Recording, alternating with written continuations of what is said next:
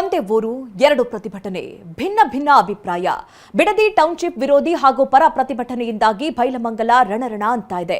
ಎರಡು ಹೋರಾಟಗಳ ಕಾರಣಕ್ಕೆ ಸ್ಥಳದಲ್ಲಿ ಉದ್ವಿಗ್ನ ಪರಿಸ್ಥಿತಿ ನಿರ್ಮಾಣವಾಗಿದೆ. ಈ ಮಧ್ಯೆ ಪ್ರತಿಭಟನಾ ಸ್ಥಳಕ್ಕೆ ಭೇಟಿ ನೀಡಿದ್ದ ಎಚ್ಡಿಕೆ ಸಿಎಂ ಡಿಕೆ ವಿರುದ್ಧ ವಾಗ್ದಾಳಿಯನ್ನೇ ನಡೆಸಿದ್ದಾರೆ.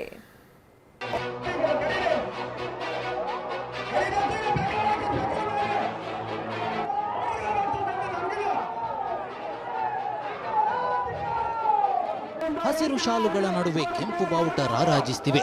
ಒಂದು ಕಡೆ ತಳ್ಳಾಟ ನೂಕಾಟ, ಪೊಲೀಸರೊಂದಿಗೆ ವಾಗ್ವಾದ, ಮತ್ತೊಂದು ಕಡೆ ರೈತರ ನಡುವೆಯೇ ಜಟಾಪಟಿ, ಗದ್ದಲ ಗಲಾಟೆ. ರಾಮನಗರದ ಬೈರಮಂಗಲದಲ್ಲಿ ನಡೆದ ಈ ಹೈಡ್ರಾಮಕ್ಕೆ ಕಾರಣವಾಗಿದ್ದು ಬಿಡದಿ ಟೌನ್ಶಿಪ್ ಯೋಜನೆ. ಒಂದೇ ಊರು ಎರಡೆರಡು ಪ್ರತಿಭಟನೆ, ಭಾರಿ ಹೈಡ್ರಾಮಾ.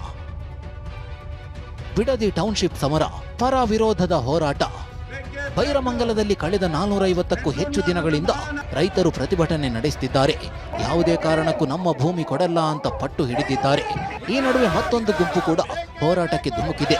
ನಾವು ಭೂಮಿ ಕೊಡಲು ಸಿದ್ಧ ಅಂತ ಹೇಳ್ತಿದೆ. ಒಂದೇ ಊರಿನ ಎರಡು ಕಡೆ ನಡೆಯುತ್ತಿರೋ ಈ ಹೋರಾಟ ಕಿಚ್ಚು ಹೊತ್ತಿಸಿದೆ. ಬಿಡದಿ ಟೌನ್ಶಿಪ್ ವಿಚಾರವಾಗಿ ಪರ ವಿರೋಧದ ಜಟಾಪಟಿ ನಡೀತಾ ಇರುವಂಥದ್ದು. ಒಂದು ಕಡೆ ಯೋಜನೆಗೆ ಪರ ಇದ್ರೆ ಒಂದು ಕಡೆ ವಿರೋಧವನ್ನು ವ್ಯಕ್ತಪಡಿಸ್ತಾ ಇರುವಂಥದ್ದು. ಈಗ ನಾವು ಇರುವಂಥ ಸ್ಥಳ ಈಗ ಯೋಜನೆ ಪರವಾಗಿ ಒಂದು ಪ್ರತಿಭಟನೆಯನ್ನು ಮಾಡ್ತಾ ಇರುವಂಥದ್ದು. ನಮಗೆ ಯೋಜನೆ ಮಾಡಲೇಬೇಕು ಅನ್ನುವಂಥ ನಿಟ್ಟಿನಲ್ಲಿ ಈ ಒಂದು ರೈತರು ಪ್ರತಿಭಟನೆಯನ್ನು ಮಾಡ್ತಾ ಇದ್ದಾರೆ. ಸಾಕಷ್ಟು ಜನ ರೈತರು ಇಲ್ಲಿ ಒಂದು ಸೇರಿ ಒಂದು ಪ್ರತಿಭಟನೆಯನ್ನು ಮಾಡ್ತಾ ಇರೋದು. ಒಂದು ಕಡೆ ಈ ಯೋಜನೆ ಬೇಡ, ನಮಗೆ ಯೋಜನೆಯಿಂದ ಸಮಸ್ಯೆ ಆಗುತ್ತೆ, ನಾವು ರೈತರು ಭೂಮಿಯನ್ನು ಕಳೆದುಕೊಳ್ತೀವಿ ಅನ್ನೋಂಥ ನಿಟ್ಟಿನಲ್ಲಿ ಮಾತಾಡ್ತಾ ಇರೋದು. ಒಂದಷ್ಟು ರೈತರು ನಮಗೆ ಈ ಯೋಜನೆ ಬೇಕು, ಈ ಯೋಜನೆಯಿಂದಾಗಿ ನಮಗೆ ಅನುಕೂಲ ಆಗುತ್ತೆ ಅನ್ನುವಂಥ ನಿಟ್ಟಿನಲ್ಲೂ ಕೂಡ ಒಂದು ಹೋರಾಟವನ್ನ ಮಾಡ್ತಾ ಇರುವಂಥದ್ದು.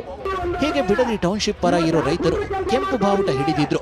ಕೇಂದ್ರ ಸಚಿವ ಎಚ್.ಡಿ. ಕುಮಾರಸ್ವಾಮಿ ರೆಡ್ ಝೋನ್ ಮಾಡಿದ್ರು ಅನ್ನೋದನ್ನ ಸಾಂಕೇತಿಕವಾಗಿ ಸಾರಿದ್ರು. ಇಷ್ಟೇ ಅಲ್ಲದೆ 80% ರೈತರು ಭೂಮಿ ಕೊಡೋದಕ್ಕೆ ಸಿದ್ಧರಿದ್ದೀವಿ ಅಂತ ಕೂಗಿ ಹೇಳಿದ್ರು. ಕುಮಾರಸ್ವಾಮಿ 2006 ಮಾಡಿದಾಗ ಒಂದು ತಂದ್ರು ಇಲ್ಲಿಗೆ ಅಲ್ವಾ, ಪ್ರಾಜೆಕ್ಟ್ ತಂದ್ರು, ಡ್ರಾಪ್ ಮಾಡಿದ್ರು, ಹೇಳಿದ್ರು ಬಂದು ಮಹಿಳೆ ಕೇಳ್ಕೊಂಡ್ರು ಬಿಟ್ಬಿಟ್ಟು ಅಂತ ಹೇಳಿದ್ರು. ಬಟ್ ಅದು ಬಿಟ್ಟಿರೋದು ಇಲ್ಲಿ ಗಂಟೆ ಯಾಕೆ ಗೊತ್ತದು? 80% ಒಪ್ಪಿಗೆ ಇದೆ. 80% ಭೂಮಿಗಳನ್ನ ಕೊಡೋದಿಕ್ಕೆ ನಮಗೆ ಒಪ್ಪಿಗೆ ಇದೆ. 80% ಎಲ್ಲ ಸೇರಿ ಇಸ್ಕೊಳ್ಳೋದು. ದುಡ್ಡಿಗೆ ಯಾರೂ ಬರಲಿಲ್ಲ, ಇಲ್ಲಿ ಯಾರಿಗೂ ದುಡ್ಡಿಗೆ ಅರ್ಜೆಂಟು ಆಗಲ್ಲ, ಎಲ್ಲ ಸೇರಿ ಇಸ್ಕೋತಾರೆ. ಏನೋ ಕಷ್ಟ ಇದೆ, 5 ಗುಂಟೆ 10 ಗುಂಟೆ ಅರ್ಧ ಎಕರೆ 1 ಎಕರೆ ದುಡ್ಡು ಇಸ್ಕೋತಾರೆ. ಒಳ್ಳೇದಾಯ್ತದೆ, ಮಕ್ಕಳ ಮರಿಗೆ ಒಳ್ಳೇದಾಯ್ತದೆ. ಇಷ್ಟೇ ಅಲ್ಲ, ಎಚ್.ಡಿ. ಕುಮಾರಸ್ವಾಮಿ ಇವತ್ತು ಬೈರಮಂಗಲಕ್ಕೆ ಎಂಟ್ರಿ ಕೊಟ್ಟರು. ಆಗ ನಮ್ಮ ಜೊತೆ ಚರ್ಚೆಗೆ ಬನ್ನಿ ಅಂತ ಯೋಜನೆ ಪರ ರೈತರು ಪಟ್ಟು ಹಿಡಿದಿದ್ರು. ಚರ್ಚಿಸದೇ ಇದ್ರೆ ಮುತ್ತಿಗೆ ಹಾಕ್ತೀವಿ ಅಂತಲೂ ಪೊಲೀಸರೊಂದಿಗೆ ವಾಗ್ವಾದ ಕೇಳಿದ್ರು. ಆದ್ರೆ ಈ ಹೋರಾಟವನ್ನ ಕೇಂದ್ರ ಸಚಿವ ಕುಮಾರಸ್ವಾಮಿ ಕಾಂಗ್ರೆಸ್ ಕಾರ್ಯಕರ್ತರ ಪ್ರತಿಭಟನೆ ಅಂದ್ರು. ಚರ್ಚೆ ಮಾಡಕ್ ತಯಾರಾಗಿದ್ದೀನಿ, ಅಲ್ಲೆಲ್ಲ ಧರಣಿ ಮಾಡ್ತಾವ್ರಲ್ಲ, ಈಗ ರೆಡ್ ಯಾಕೋ ಕಾಂಗ್ರೆಸ್ ಬಾವುಟ ಬಿಟ್ಟು ರೆಡ್ ಫ್ಲಾಗ್ ಇಟ್ಕೊಂಡವ್ರೆ. ಈಗಲೂ ಹೇಳುತ್ತೇನೆ, ಅಲ್ಲಿ ನಿಜವಾದ ರೈತರು ಯಾರಿದ್ದಾರೆ ಈ ಭಾಗದಲ್ಲಿ, ಅವ್ರು ಬಂದ್ರೆ ಚರ್ಚೆ ಮಾಡಕ್ಕೆ ತಯಾರಾಗಿ. ಮತ್ತೊಂದು ಕಡೆ ಟೌನ್ಶಿಪ್ ವಿರೋಧದ ಹೋರಾಟ ಮುಂದುವರಿದಿದೆ. ಎಚ್ಡಿಕೆ ಇದೇ ಪ್ರತಿಭಟನೆಯಲ್ಲಿ ಭಾಗಿಯಾಗಿದ್ರು. ವೇದಿಕೆ ಮೇಲೆ ನಿಂತ ರೈತರ ಮಕ್ಕಳು ಸರ್ಕಾರದ ವಿರುದ್ಧ ಗುಡುಗಿದ್ರು. 80% ರೈತರು ಅವರ ಪರ ಅಂತಾರೆ, ಸಮೀಕ್ಷೆ ಮಾಡಿ ಅಂತ ಆಗ್ರಹಿಸಿದ್ರು. 90% ಒಪ್ಪಿದ್ದಾರೆ ಅಂತ ಹೇಳ್ತಿದಾರಲ್ವಾ, ಒಂದು ಸರ್ವೆ ನಡೆಸ್ಬಿಡೋಣ, ಎಷ್ಟು ಜನ ರೈತರು ಒಪ್ಕೊಂಡಿದ್ದಾರೆ ಅಂತ ಒಂದು ಸರ್ವೆ ಮಾಡಿಸ್ಬಿಡೋಣ. 80% ಏನಾದ್ರೂ ಬಂತು ಅಂತ ಹೇಳಿದ್ರೆ ನಾವೇ ನಮ್ ಜಮೀನ್ಗಳನ್ನ ಬಿಟ್ಕೊಟ್ಬಿಡೋಣ. 80% ಜನ ಈ ತರ ತೋರಿಸ್ತಾವ್ರೆ. ನಿಮ್ಗೆ ರಿಯಾಲಿಟಿ ತೋರಿಸ್ತಾ ಇದೀವಿ ಮಾಧ್ಯಮ ಮಿತ್ರರಿಗೆ. ದಯವಿಟ್ಟು ನಿಮ್ ಕೈ ಮುಗಿತೀನಿ, 80 ಜನ ಅಂತಿರಲ್ಲ, ದಯವಿಟ್ಟು ತೋರಿಸಿ. ಏನು ಬೆಳಿಲಾರ್ದಿರುವಂತ ಲ್ಯಾಂಡ್ ಗಳಿದಾವಲ್ಲ, ಗೋ ಟು ದೇರ್. ಯಾರು ಬೇಡ ಅಂತಿದ್ದಾರೆ? ಈಗ ಆಲ್ರೆಡಿ ಹೇಳ್ತಿದಾರಲ್ಲ, 70% or 80% ಆಫ್ ದ ರೈತರು ಒಪ್ಕೊಂಡಿದೀವಿ ಅಂತ. ಒಪ್ಕೊಂಡಿದ್ರೆ ಇಲ್ಲಿರೋ ಎಲ್ಲಾ ರೈತರು ಒಂದ್ಸರಿ ಜೋರ ಕೂಗಿ ಹೇಳ್ಬೋದಲ್ಲ, ಇಲ್ಲಪ್ಪ ನಮ್ ದುಡ್ಡು ನಾವೇ ಮಾಡ್ಕೋಬಹುದು ಅಂತ. ಅವ್ನು ಕಣ್ಣಿಲ್ವಾ? ಕಣ್ಣಿಂದ ಒಳ್ಳೆ ಜಾಗೃತಿ ಕನ್ನಡಕನ ಟೆಸ್ಟ್ ಮಾಡ್ಕೊಂಡು ಬನ್ನಿ ನೋಡಿ. ಹೀಗೆ ಪರ ವಿರೋಧದ ಪ್ರತಿಭಟನೆಗಳ ಕಾರಣಕ್ಕೆ ಬೈರಮಂಗಲದಲ್ಲಿ ಪರಿಸ್ಥಿತಿ ವಿಕೋಪಕ್ಕೆ ತಿರುಗಿದಂತೆ ಕಾಣಿತು. ನಡು ರಸ್ತೆಯಲ್ಲಿ ಎರಡೂ ಕಡೆಯವರು ಮಾತಿಗಿಳಿದಿದ್ರು. ಈ ವೇಳೆ ತಳ್ಳಾಟ ನೂಕಾಟ ನಡೆಯಿತು.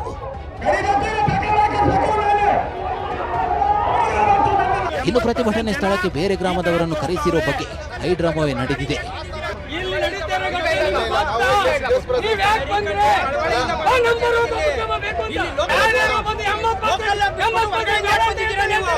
ನೀವು ಅಲ್ಲಿಂದ ಗಲ್ಬೆ ಮಾಡಕ್ ಬಂದಿದ್ರೆ ಇಲ್ಲಿಗೆ ನನ್ನ ಜಮೀನದೆ ನಾನು ಗೊತ್ತಿಲ್ಲ ವ್ಯವಸಾಯ ಮಾಡ್ಬಾ ಇಲ್ಲಿ ಅಲ್ಲಿಂದ ವ್ಯವಸಾಯ ಮಾಡ್ಬಾ ಸೃಷ್ಟಿ ಮಾಡ್ತಾ ಇರೋದು. ಇಷ್ಟೇ ಅಲ್ಲ, ಯೋಜನೆ ಪರ ಇರೋ ಮಹಿಳೆಯೊಬ್ರು ತಪ್ಪಾಗಿ ಯೋಜನೆ ವಿರೋಧಿ ಹೋರಾಟದ ಕಡೆ ಹೋಗಿದ್ರು. ಆಗ ಗೊಂದಲ ಉಂಟಾಯಿತು. ಯೋಜನೆ ವಿರುದ್ಧ ಇರೋರು ಇದೊಂದು ಷಡ್ಯಂತ್ರದ ಭಾಗ ಅಂತ ಆರೋಪಿಸಿದ್ರು. ಆದ್ರೆ ಮಹಿಳೆ ಮಾತ್ರ ವಾಗ್ದಾಳಿ ನಡೆಸುತ್ತಲೇ ಹೊರಟು ಹೋದ್ರು.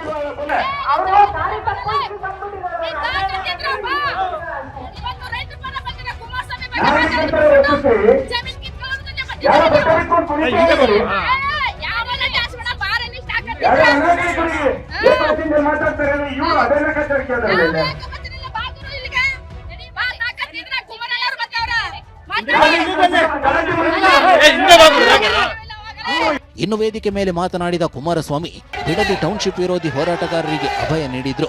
ಪ್ರತಿಭಟನೆ ನಡೆಸೋರ ಜೊತೆಗೆ ಇರೋದಾಗಿ ಹೇಳಿದ್ರು.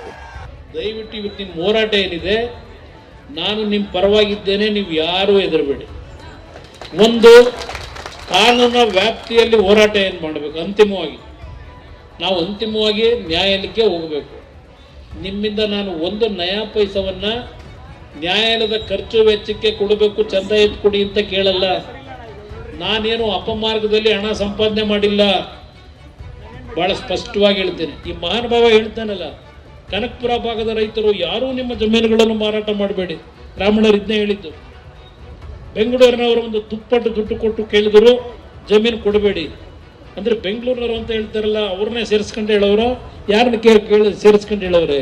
ಬೆಂಗಳೂರು ಜಿಲ್ಲೆಯವರಾಗಲಿದ್ದೇವೆ, ನಿಮ್ಮನ್ನೆಲ್ಲ ಈಗ ರಾಮನಗರ ಜಿಲ್ಲೆಯಿಂದ ಬೆಂಗಳೂರಿಗೆ ಕರ್ಕೊಂಡು ಹೋಗೋರಿಗೆ. ಆದ್ರೆ ಕುಮಾರಸ್ವಾಮಿ ಈ ನಡೆಗೆ ಮಾಗಡಿ ಶಾಸಕ ಬಾಲಕೃಷ್ಣ ನಿಗಿನಿಗಿ ಕೆಂಡವಾಗಿದ್ದಾರೆ. ಪಂಥಾಹ್ವಾನ ಸ್ವೀಕಾರ ಮಾಡಿದ್ರೆ ಹೋಗ್ಬೇಕಿತ್ತು ಅಂತ ಕಿಡಿಕಾರಿದ್ರು. ಹಾಸ್ಯಾಸ್ಪದ. ಈಗ ಸಿಎಂ ಒಪ್ಕೊಂಡಿದ್ರೆ ಹೋಗ್ಬೇಕು, ಸಿಎಂ ಒಪ್ಕೊಳ್ತಿದ್ರೆ ಹೋಗವ್ರೆ ಅಂದ್ರೆ ನಾಟಕಾಡಕ್ ಹೋಗವ್ರೆ ಅಂತ ಆಯ್ತದೆ. ವಿಧಾನಸೌಧದಲ್ಲಿ ಚರ್ಚೆ ಮಾಡೋದು ಏನು ಇಲ್ಲ, ಬೈರಮಂಗಲಕ್ಕೆ ಬನ್ನಿ, ಅಲ್ಲೇ ಚರ್ಚೆ ಮಾಡೋಣ. ಬೈರಮಂಗಲದಲ್ಲಿ ಏನ್ ಚರ್ಚೆ ಮಾಡ್ಬೋದೋ ವಿಧಾನಸೌಧದಲ್ಲಿ ಅದೇ ಚರ್ಚೆ ಮಾಡೋದು. ಎರಡು ವ್ಯತ್ಯಾಸ ಏನಿಲ್ಲ. ಗಲಾಟೆ ಆಗ್ಬೇಕು, ತರಲೆ ಆಗ್ಬೇಕು, ಅದು ಕೆಟ್ಟ ಹೆಸರು ಬರ್ಬೇಕು ಡಿ ಕೆ ಶಿವಕುಮಾರ್ಗೆ ಅಂತಕ್ಕಂಥ ಉದ್ದೇಶ ಇಟ್ಕೊಂಡು ನೀವು ಹೋದ್ರೆ, ಈಗ ಪಂಥಾಹ್ವಾನವನ್ನ ನಾವು ಸ್ವೀಕಾರ ಮಾಡಿ ಅಲ್ಲಿ ಬರ್ತೀವಿ ಅಂದಾಗ ಇವ್ರು ಹೋಗ್ಬೇಕೇ ವಿನ ಇವ್ರು ಹೋಗವ್ರೆ, ಯಾರು ಅವ್ರು ಬರಲ್ಲ ಅಂದ್ರೆ ಹೋಗವ್ರೆ ಅಂದ್ರೆ ನಾಟಕ ಅಲ್ವಾ ಅದು, ನಾಟಕೀಯ ಅಲ್ವಾ ಅದು. ಕೆಪಿಸಿಸಿ ಅಧ್ಯಕ್ಷ ಬಿಕೆ ಹರಿಪ್ರಸಾದ್ ಕೂಡ ಸಿಎಂ ಡಿಕೆ ಬೆನ್ನಿಗೆ ನಿಂತಿದ್ದಾರೆ. ವಿಧಾನಸೌಧದಲ್ಲಿ ಚರ್ಚೆ ಮಾಡದೆ ಬೀದಿಯಲ್ಲಿ ಮಾತುಕತೆ ಆಗ್ಬೇಕಾ ಅಂತ ಪ್ರಶ್ನಿಸಿದ್ದಾರೆ. ಮುಖ್ಯಮಂತ್ರಿಗಳು ಚರ್ಚೆ ಮಾಡಬೇಕು ಅನ್ನೋದಿದ್ರೆ ಪ್ರಜಾಪ್ರಭುತ್ವದ ಪವಿತ್ರವಾದ ಮಂದಿರ ವಿಧಾನಸೌಧ, ಅಸೆಂಬ್ಲಿ, ಅಲ್ಲಿ ಬಂದು ಚರ್ಚೆ ಮಾಡಿದ್ರೆ ಚರ್ಚೆ ಮಾಡಕ್ಕೆ ಸಿದ್ಧ ಇದ್ದೀವಿ. ಎಲ್ಲೋ ರಸ್ತೆನಲ್ಲಿ ಕೂತ್ಕೊಂಡು ನಾವು ಮುಖ್ಯಮಂತ್ರಿಗಳು ಚರ್ಚೆ ಮಾಡ್ಲಿಕ್ಕಾಗುತ್ತಾ? ರಾಮನಗರದ ಬೈರಮಂಗಲ ಇವತ್ತು ರಣರಣ ಎಂದಿದೆ. ಪರ ಹಾಗೂ ವಿರೋಧದ ನಡುವಿನ ಹೋರಾಟಗಳ ಕಾರಣಕ್ಕೆ ಟೌನ್ಶಿಪ್ ಯೋಜನೆ ಸುತ್ತ ಕುತೂಹಲ ಮೂಡಿಸಿದೆ. ದಿಲೀಪ್ ಜೊತೆ ಪ್ರಶಾಂತ್, ಟಿವಿ9 ರಾಮನಗರ.